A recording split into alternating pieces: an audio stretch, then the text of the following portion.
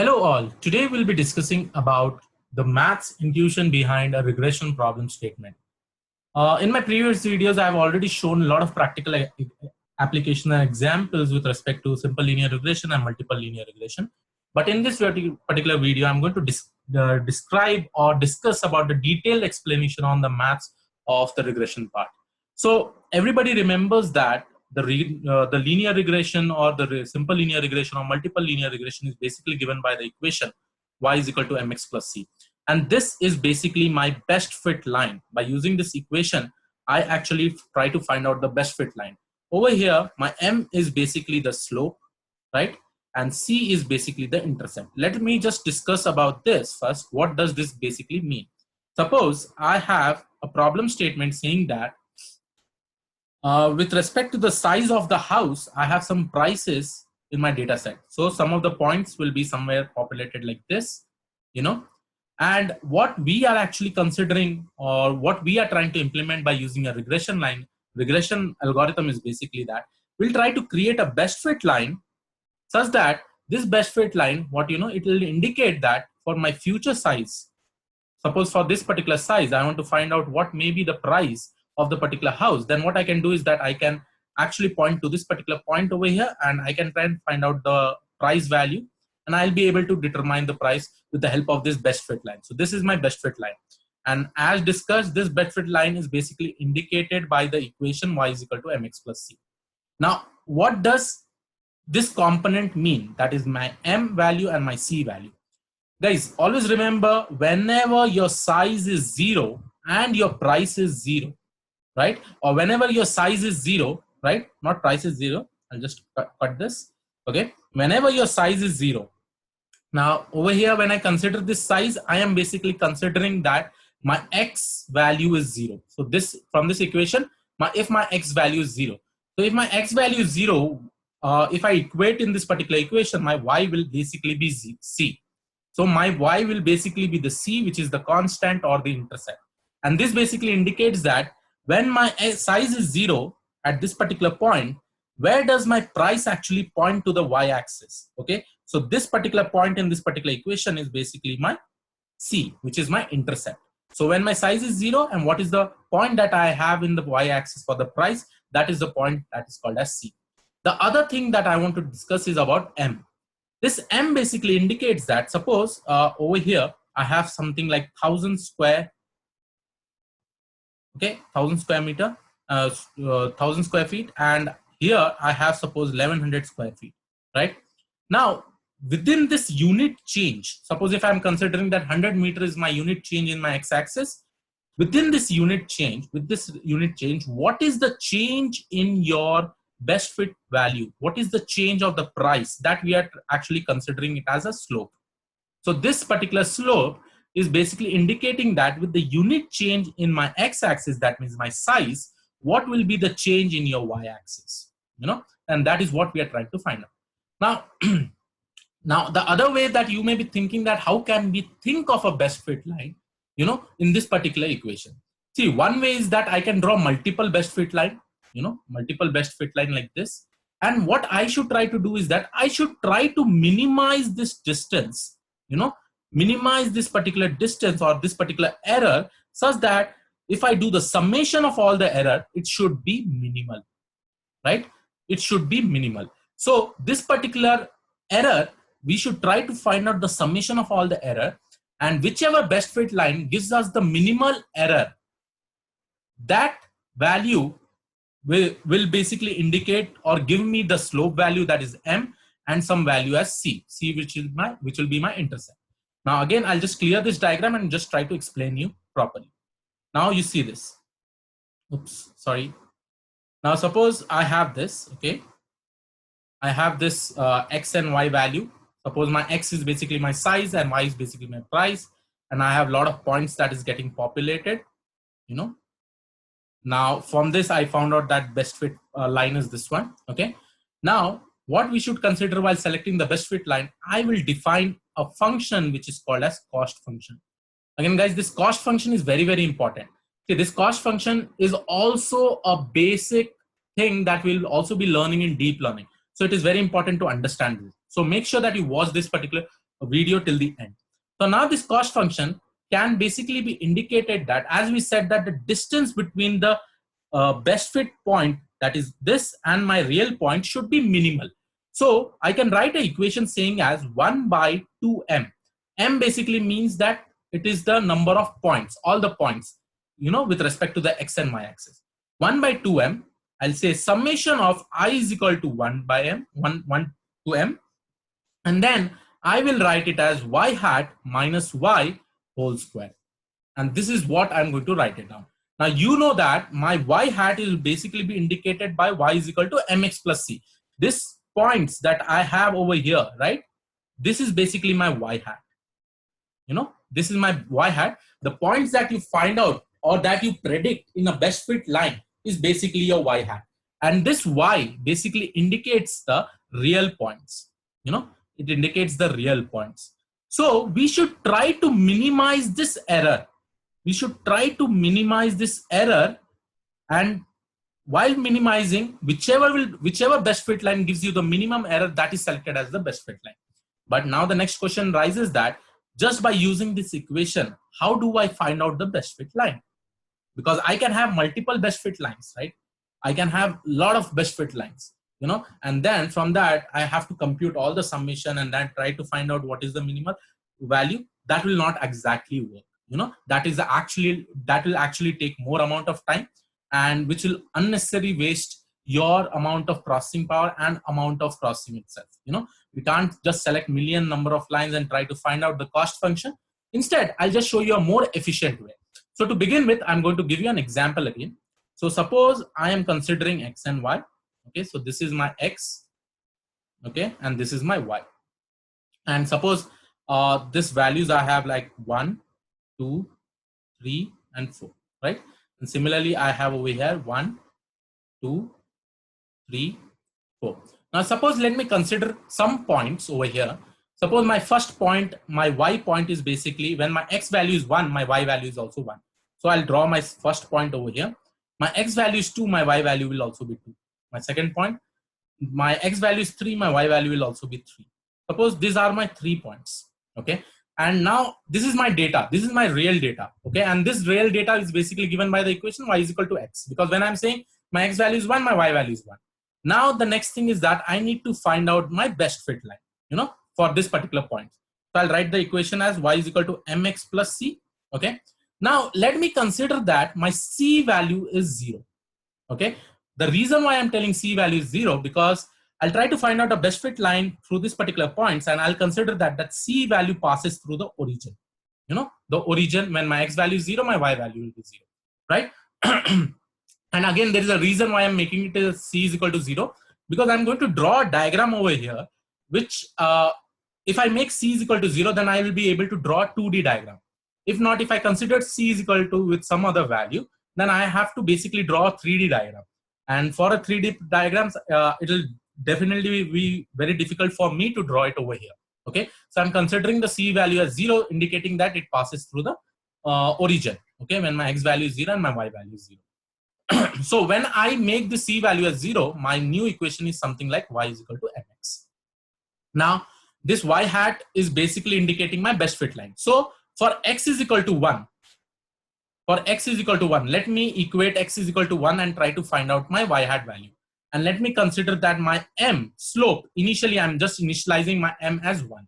Okay, so when my m is 1, so let me just equate it over here. Okay, so when my m is 1, so this basically indicates that my y hat is basically 1 multiplied by 1. Now let me just write it in a lighter format. So y hat will be actually 1, right? So my first point after 0, my best fit line will pass through this y hat. Okay, so this particular point also has y hat, and this particular point also has y. Now for my x is equal to 2, what will be my y hat? You know that my slope is 1 and my x value is 2, so it will be 2. So then again this line gets extended and gets passed through this particular point. Similarly, y hat, when my value is 1 and my x value is 3, because my x value is 3 and this particular point is 3, then again my y hat will actually be 3, so it will pass through this particular point.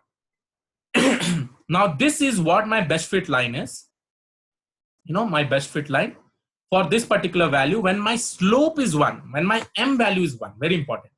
Now, after I get this particular equation, I will basically find my cost function. Guys, remember, I have already discussed about the cost function, and the formula is something like 1 by 2m summation of 1 to m y hat minus y whole square. So this particular value, I have to reduce it, I have to find out this error and try to reduce it. Sorry. Now what I'm going to do is that I'm going to equate this, and suppose for the summation, first of all, when my x value was 1, what was y hat? Y hat was 1. So I'll write it as 1 minus, what was my y value when x is 1? The real y value is 1. So I'll write 1 minus 1 whole square plus, then when my x is 2, my y hat was 2. So this will be 2 minus 2 whole square plus 3 minus 3 whole square. So when I equate all these things, obviously my m value is 3 points. So m is actually 3, So 1 by 6 multiplied by 0 is nothing but 0. Okay. So now this is very, very clear. When my m value, when my slope was 1, and for this point, I got the cost function as 0. So what I'll do is that I will try to draw one more diagram. And this is the most important diagram, guys. Please do focus into this. So here it is. I'm having 0.5, 1, 1.5, 2.0, 2.5, right? And suppose this y-axis basically indicates my cost function. My cost function, suppose I write it as j of some m value, slope, okay? And my here, my slope is basically my m value. And here also I will write it as 0.5, 1, 1.5, 2. Now what I'm trying to do is that, everybody please focus into this. What I'm trying to do it in this particular thing is that with respect to every m value that I have initialized, what is the cost function that I have got? I'm going to plot it over here. Now initially here, with respect to the m value as 1, I have got my cost function as 0. So what I'm going to do, my m value is 1 over here, my cost function is 0. So this is the point that I'm going to get. I hope it is pretty clear. Now in my next step, what I'll do, I'll change this m value. Suppose I take my m value as 0.5. Okay. Now with respect to m is equal to 0.5, for this equation, if I equate, okay, my y hat for x is equal to 1 will be 0.5. My y hat for x is equal to 2 will be 1. And my y hat for x is equal to 3 will be 1.5. See how I'm getting this, guys? You just have to equate this. See, when my slope is 0.5, when my x is 1, 0.5 into 1, 0.5, right? My y hat is 1, 1 into 1, 1. Then when my slope is 0.5 and my x value is 3, 3 into 0.5 is 1.5. So I will be getting new points somewhere like this, 1, 2, and 3. So this is my, this is my 1.5.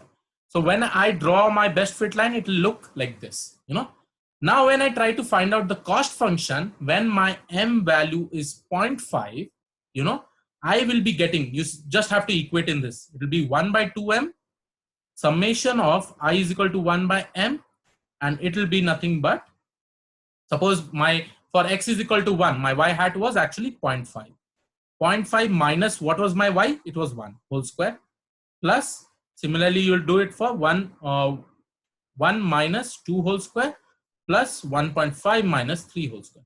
So you just equate in this particular equation, place the m value as 3, and m basically means over here m is nothing but, or you can just write it as n if you are getting confused, okay? So n is basically the number of points, okay? And if you compute this, you'll be getting somewhere around 0.58. Now when I say 0.58, this is your cost function. When your m is 0.5, your cost function is 0.58. So here you can see when your m is 0.5, your cost function is 0.58. So it will be coming somewhere here. Your next point will be coming somewhere here. Then similarly for different m values, you'll be getting points which will form this kind of curvature. This kind of curvature for different m values, And when you draw this, you will be getting a diagram which looks somewhere like this. And this is basically called as a gradient descent. Now this gradient descent plays a very important role, guys, which I'm going to explain you in the next screen. Now once you get this gradient descent, when should you know that you should stop, for selecting a M value which looks good for this regression line or for the best fit line. That is the next thing that I'm going to discuss. So before that, I'm going to clear all this diagram, and let me just focus on two things. One is the gradient descent. As I said that this is my M value, this is my cost function, that is J of M. And here I'll write it as 0.5, 1, 2, sorry, 1.5, 2, 2.5, right? Similarly, here I'll write it as 0.5, 1, 2, 2.5, 3. Okay. And you can see that my graphs look something like this. Oops. Just a second.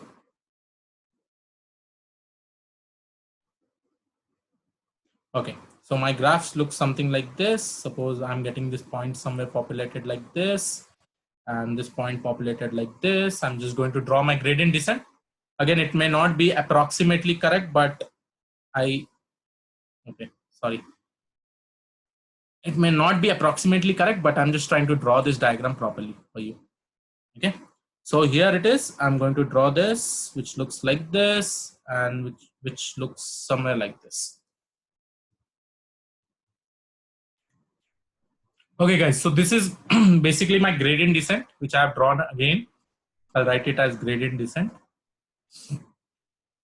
Now, in my previous diagrams that I've already shown you that based on different M values, we were getting different points, and finally we could follow this particular structure. But the next thing is that how do we arrive to this particular region? And this region is basically called as global minima. Global minima.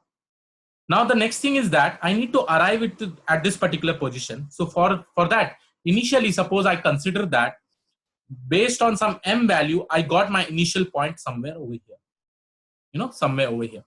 So when I get my initial point over here, that basically means that I have to move downwards, right? So in order to move downwards, I will basically write a theorem which is called as convergence theorem. Now for this convergence theorem basically says that the M value you should subtract with M minus derivative of M, derivative of M with respect to M, derivative of M with respect to M, such that, this derivative multiplied by one more value which is called as learning rate, which is basically indicated by alpha. So this is my learning rate. Okay. Now let me just show you why this particular equation works. Okay. Now suppose initially, and this derivative is basically my slope. Okay. This derivative is basically my slope. Okay. Now let me just tell you. Now suppose for some M value I got to this particular point, or at particular this position, and then I'll be applying my convergence theorem. Now convergence theorem basically says that I have to subtract with the slope of this particular point. So if I want to find out the slope, you just have to draw a straight line like this. Okay. And this particular straight line is basically helping you to find out the derivative of the slope. When I draw this particular slope, the next thing I have to find out whether this is a positive slope or a negative slope. That is important to find out. Now, how to find out whether this is positive or negative? Now you should see or focus on the right hand of the slope and the left hand of the slope. If the right side or the right hand of the slope is pointing downwards, is pointing downwards, at that time you can say that this is basically a negative slope, the negative slope. Now you can see that at this particular point, suppose my M value was somewhere like minus 0.5. Okay. Then your feasible M value is somewhere around 1. Now, when you find out your negative value, this particular point value is having a negative slope, what you do is that you subtract M with some, and M, whenever you do a negative slope derivative, you'll be getting a negative value. Okay. And this alpha or learning rate will be a smaller value. I'll tell you why we have to select this as a smaller value. When I say smaller value, then this value can be somewhere like 0.001. Okay. So when I take a negative slope, okay, when I find out the derivative of a negative slope, then it will be a negative value, and which will be a very minimal or small value. Okay. Now, when I do like this, I'll just write it as M plus some positive value, or smaller positive value. Because see, minus into minus is plus, right? So plus positive smaller value, because this is a smaller value of learning rate. So what will happen is that basically indicates my m value should increase from minus 0.5 and it should come nearer to 1. So this step will be very, very small. You know, it will be very, very small. And as iterations and different m values get selected, this will be moving towards this particular global minima point. Now, the next thing is that if I select this learning rate as a larger value like 1, okay, 1.00, what will happen is that instead of taking this smaller step, this point may jump to some other points like this. Okay, this may take a longer jump and it may not reach this global minimum even after many iterations. Even after many iterations, it may not reach this global minimum. So for that reason, we usually select the learning rate value as a very smaller value, you know. And okay, let me just consider that suppose for my, suppose I selected a random m value and I got the point somewhere here, okay, somewhere here. Suppose I got it somewhere here. Now you should see that when I get this point over here, if I try to find out the slope of this particular point or the derivative of this particular point, I'll see that my right hand side is pointing upwards and my left hand side is pointing downwards. So this is basically my positive slope. And when I try to find out a derivative of a positive slope, this basically indicates that my derivative will be nothing but m minus this derivative will basically be a positive value. And then I'm going to multiply with my learning rate, then which will be nothing but m minus some smaller value. When I do m minus smaller value, then you can see that initially suppose my m value was 2. I have to reach it to 1. So it will subtract a smaller value and we will be moving in this particular position. So always it is very important to understand that our learning rate should be very, very small. And this convergence theorem is very, very important to reach this particular global minima point. So as soon as it reaches over here, at this particular point, if I try to find out the slope will be 0. The slope will be 0.